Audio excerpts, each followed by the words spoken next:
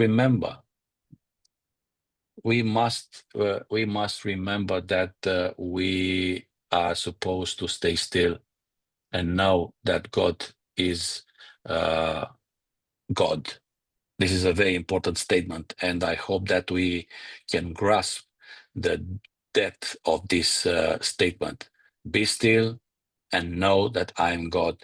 The idea is that I am in control. Although sometimes we may not see that, and we may not feel that He is in control, or sometimes even worse, we may feel that He abandoned us. But He's true to His word, and we should believe His promise, be still and know that I am God. And also this statement applies to our topic, because it is important to understand that we have this already habit of checking everything, checking our emails, checking our text messages, our WhatsApp groups status, and so on, and always trying to be updated with everything that's going on, news and so on. But we should remember that we are supposed to stay still, be still, because it is not us that we can solve all this problem around us or even in our lives. It is God who promised to do that. So what is social media?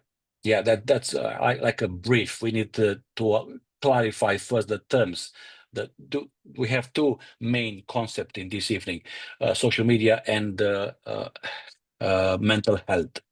So what is social media? There are many definitions of social media, but this one, it's quite an interesting and I would say comprehensive.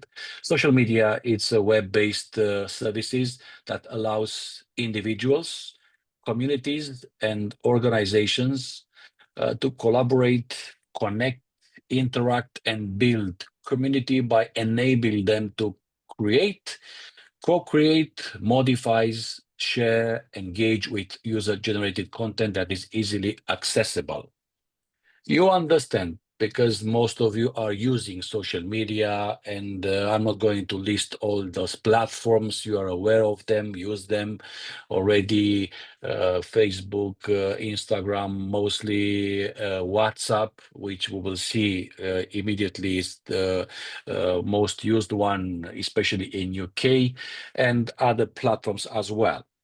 But the idea is that these platforms are allowing us, and now we are speaking as individuals and communities, okay? Because as we as a church, to connect and interact, and even build a certain type of community. We call it the virtual community,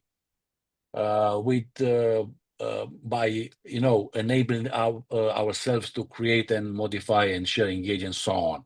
So this is the idea behind social media: to create a community of users. It doesn't matter where they are coming from, the age, the background, the social status, or whatever may differentiate ourselves. There's just the idea of a user, and we are all users on these platforms, okay? And we can interact with each other. We don't know many of our, we call them friends, especially on Facebook. We call them friends. We are not quite friends, to be honest, but this is what we call them, friends. I mean, in my case, I have over 2,000. I mean, I cannot be friends with 2,000 people. You imagine that, and maybe some of you you may have even more than 2,000, maybe 5,000, which is the limit on Facebook. 5,000 friends. You cannot be really friends with all of them. But that's the idea, to create such a community, to feel like you are in a community. You talk, you converse with people, exchange ideas, or I don't know, pictures or stories, and so on. So I think that you got what social media is. Now, what this I would say it's a funny graph here. If you imagine a social media platform, doesn't matter, like a donut, okay? And then if every platform it's different in terms of what it's, let's say, aiming to achieve or whatever. So if you have to distill everything in just a few sentences, if you are on Facebook, you see, I like donuts. That's the main idea.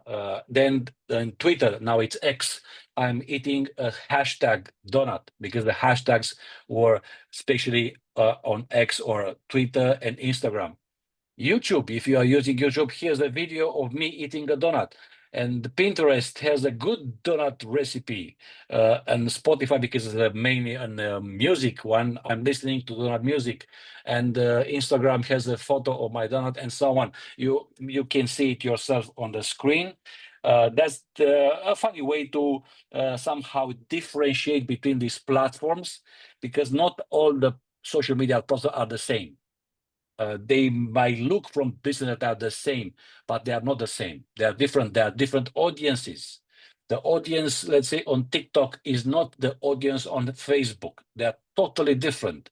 Actually, the people that are on TikTok are not using Facebook, or the people that are on Instagram not really necessarily are using Facebook. Some may, some not. So Facebook is mostly for those at my age and older, to be honest. Young people, they're not using Facebook really. So if you want to understand who is your audience when you're trying to reach out to them, you need to be precise which platform are you going to use for that particular task. Now, what is mental health? And this is a second most important concept in this evening, because we also need to understand what is mental health. And I choose the basic, the most basic, let's say, definition from World Health Organization. Mental health is a state of mental well-being that enables people to cope with the stresses of life, realize their abilities, learn and work well, and contribute to their community. It is an integral component of health and well-being that underpins our individual and collective abilities to make decisions, build relationships, and shape the world.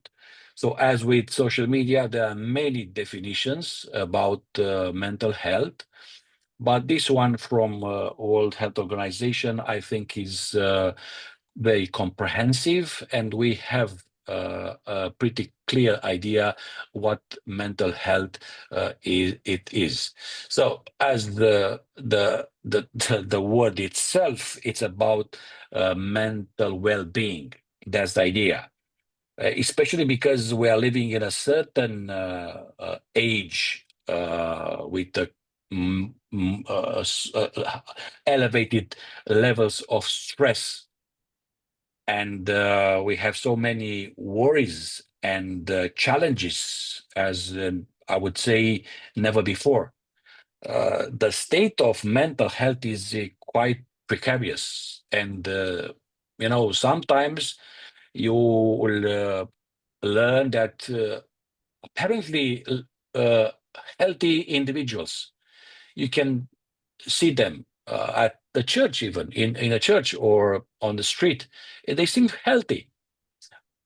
Outward they seem healthy, but inside there's a different story, and sometimes what's inside does not correspond to what's outside. And because our brain has a excellent capacity of so-called coping mechanism, because they are trying to protect us. Our brain is trying to protect us by enhancing this mechanism of coping with different stresses or challenges, whatever problems may occur, and we don't feel the full pressure of what's going on outside us. that because our brain is very well built for this kind of tasks. But if the pressure is too high and there are multiple points of pressure and they are acting in concert exactly at that moment, let's say, even our brain cannot cope. And sometimes it is what we call the breakdown.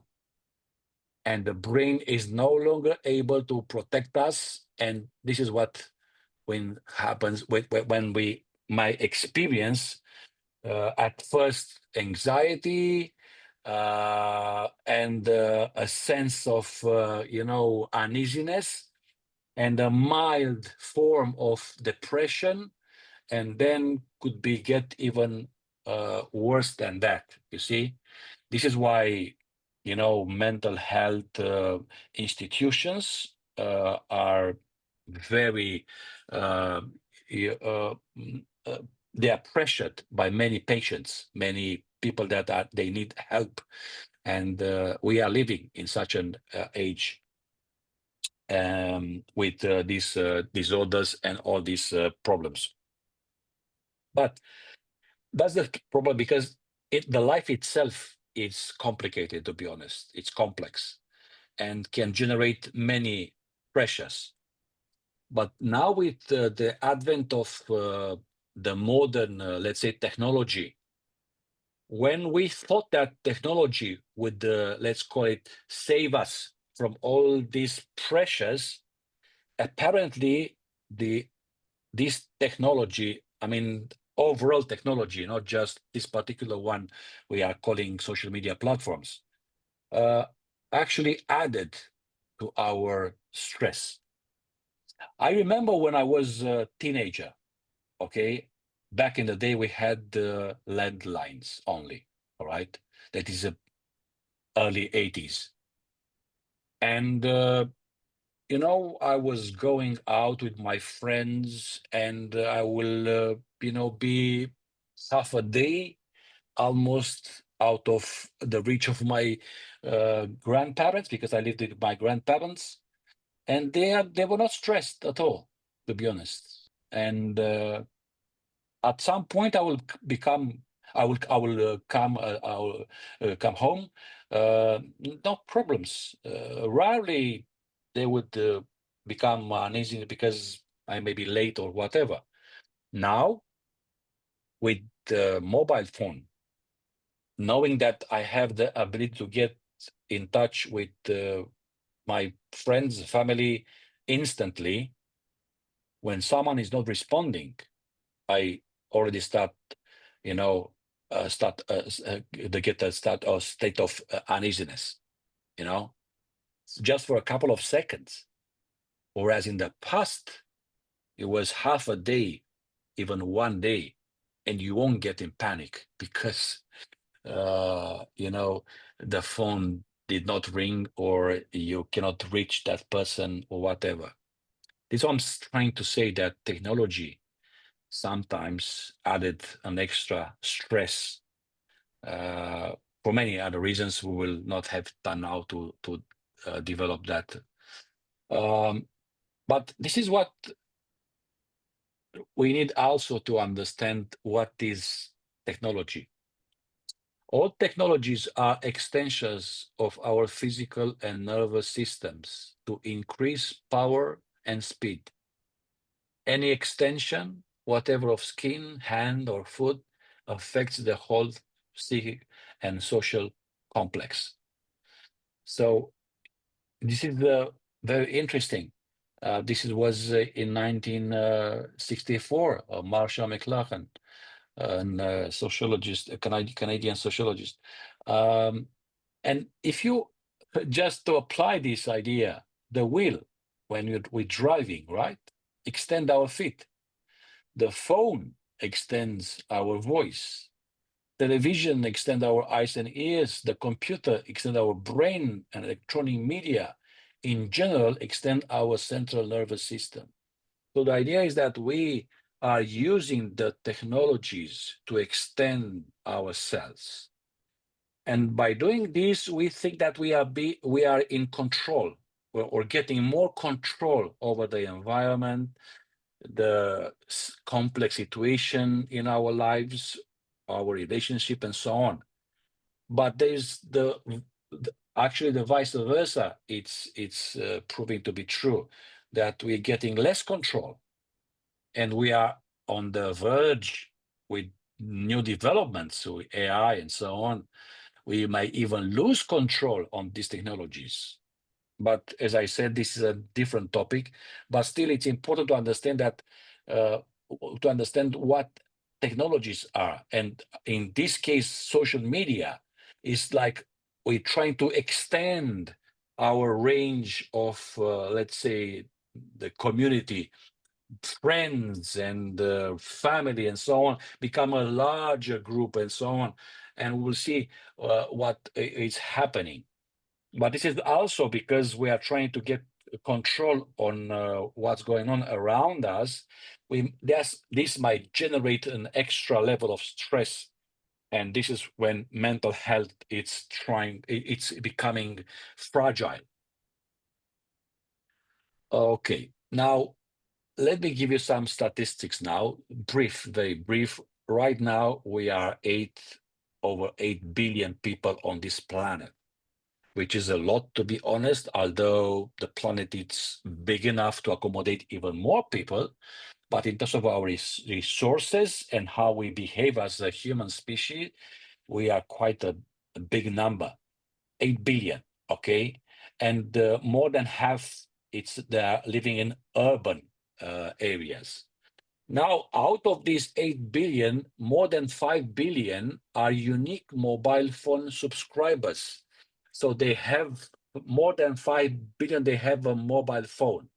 Mostly they have smartphones, and just the minority, the regular, we call it brick, the mobile phone, the old ones.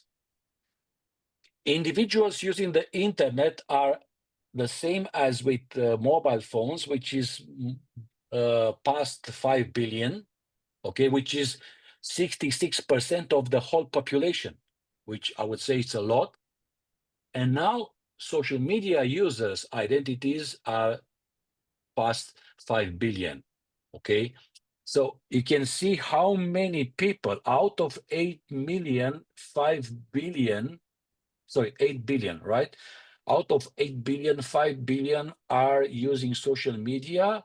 They are having mobile phones and are accessing the internet. Also, this is an overview of internet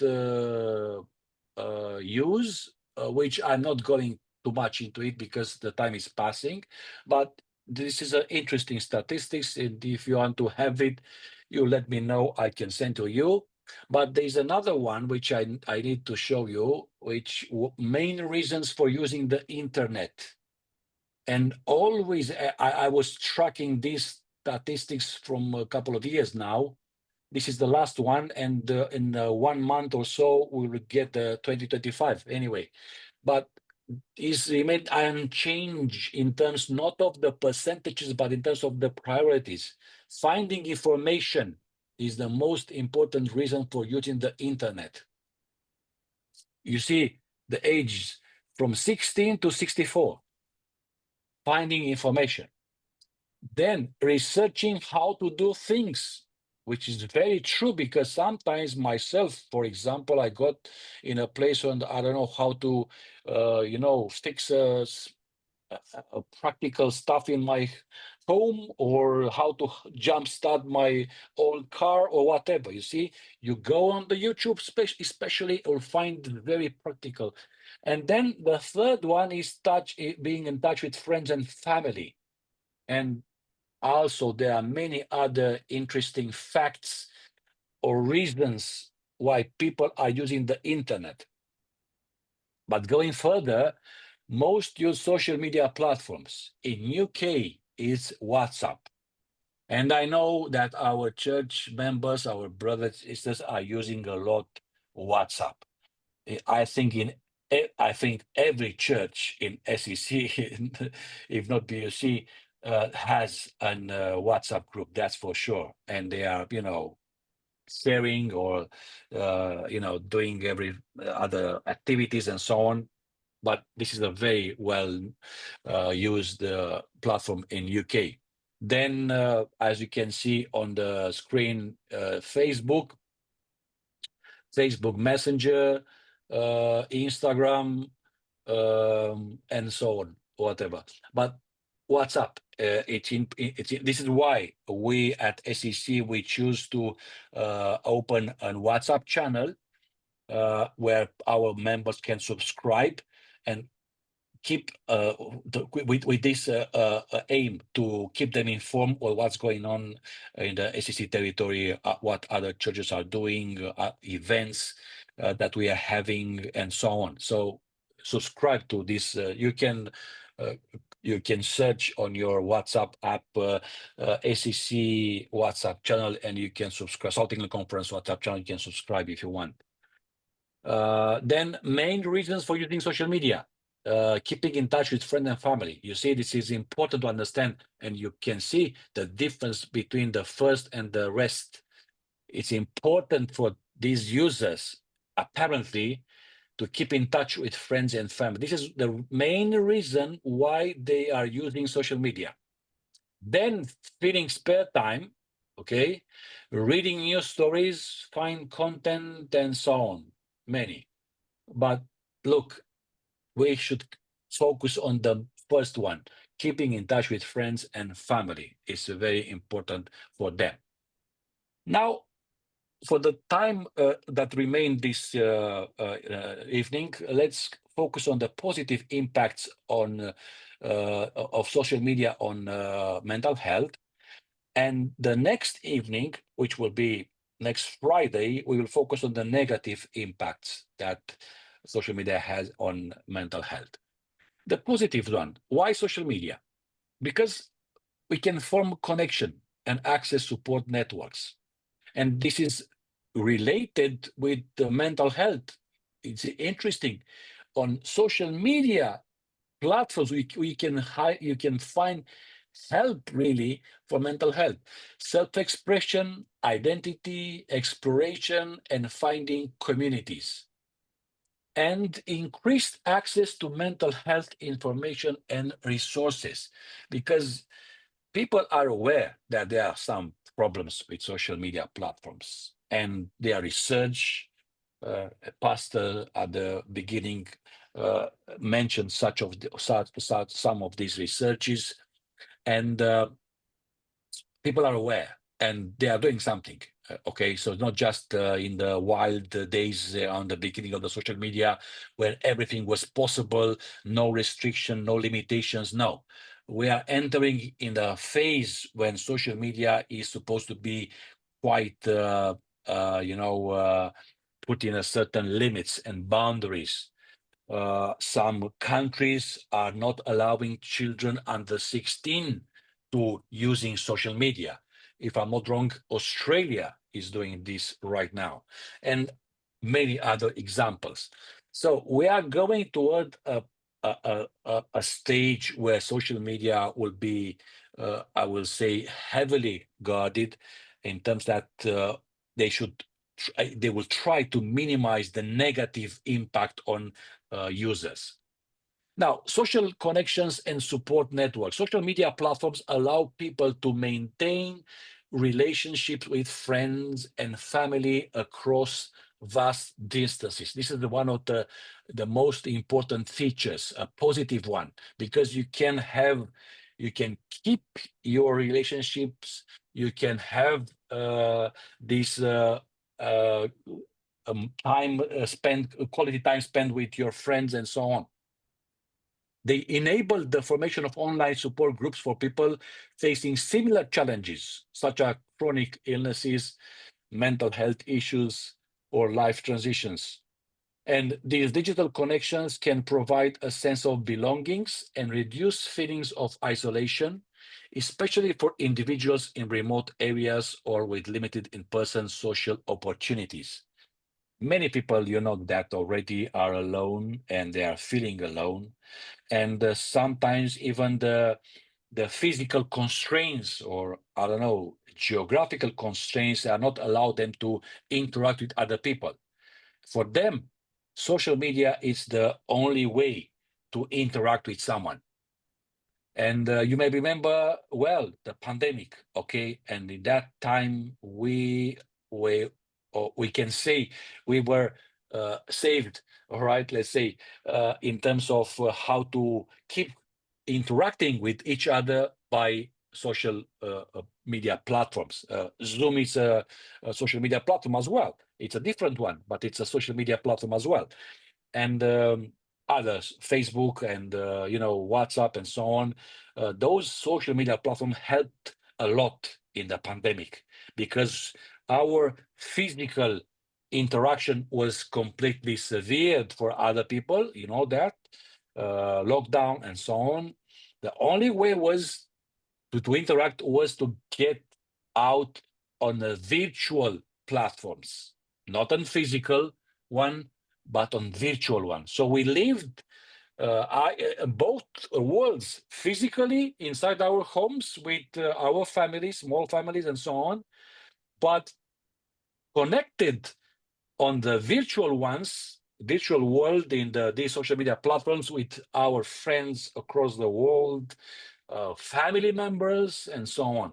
So you can see here, you can sense here the positive on these social media platforms. Also, self-expression and identity exploration. Social media offers a space for individuals to express themselves creatively through posting art, writing, music, and other forms of self-expressions.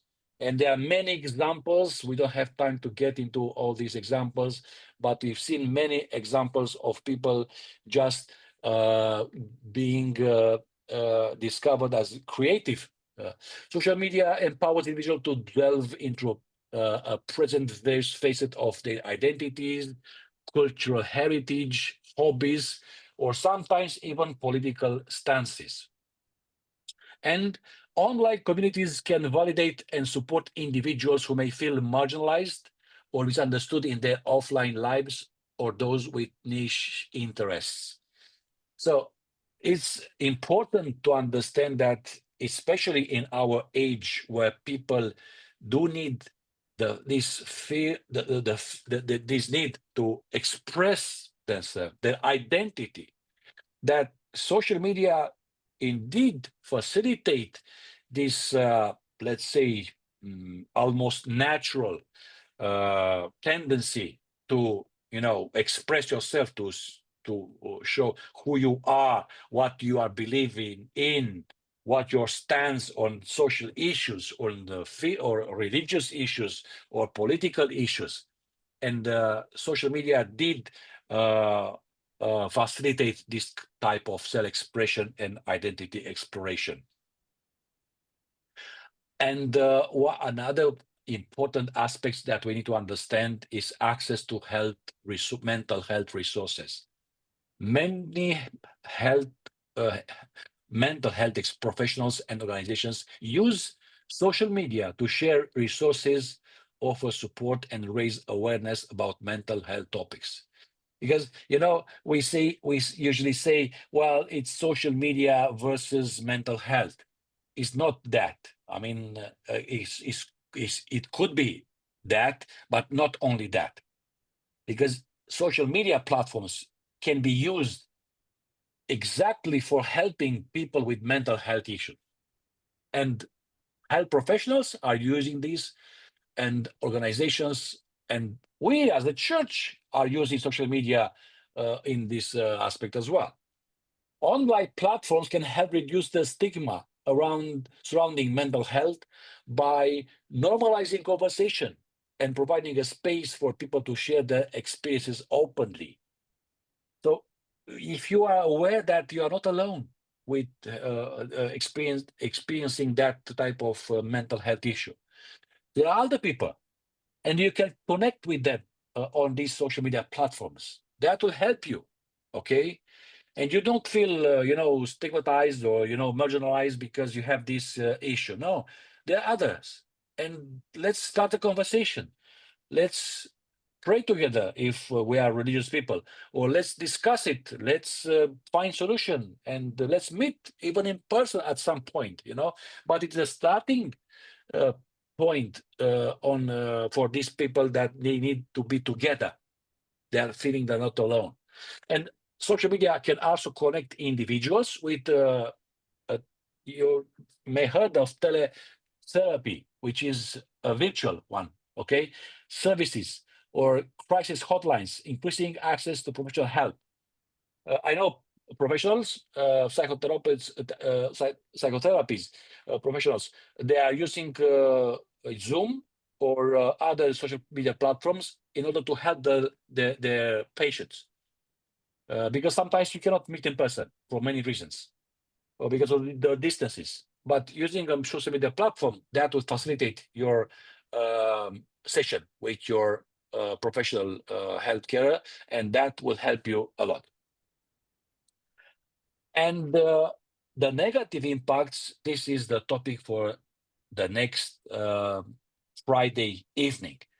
But to wrap it up for now is that we need to understand that we are living in such an very, very challenging times. And we are pressured because of these challenges, these pressures around us, everything that's been going on, to feel that we are alone, or that we are not having enough energy or power to cope with what's going on around us. And it's easy to get discouraged.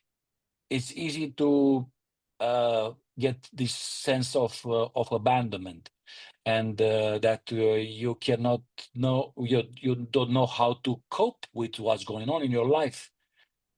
And at this moment, we understand that sometimes this is what social media does.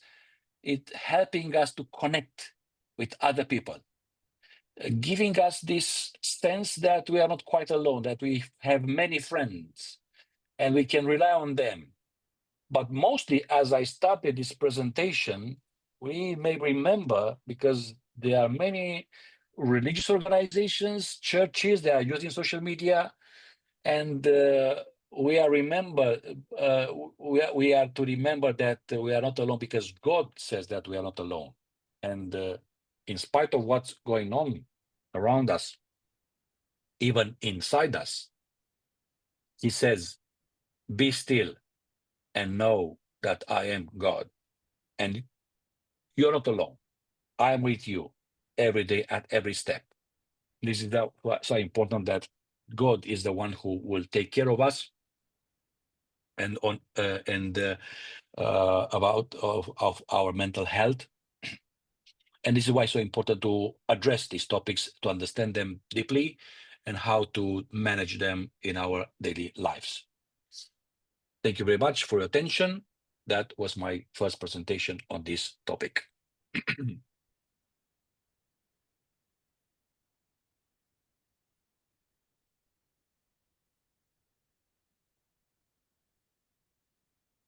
Thank you very much, Pastor, for your very insightful and informative presentation.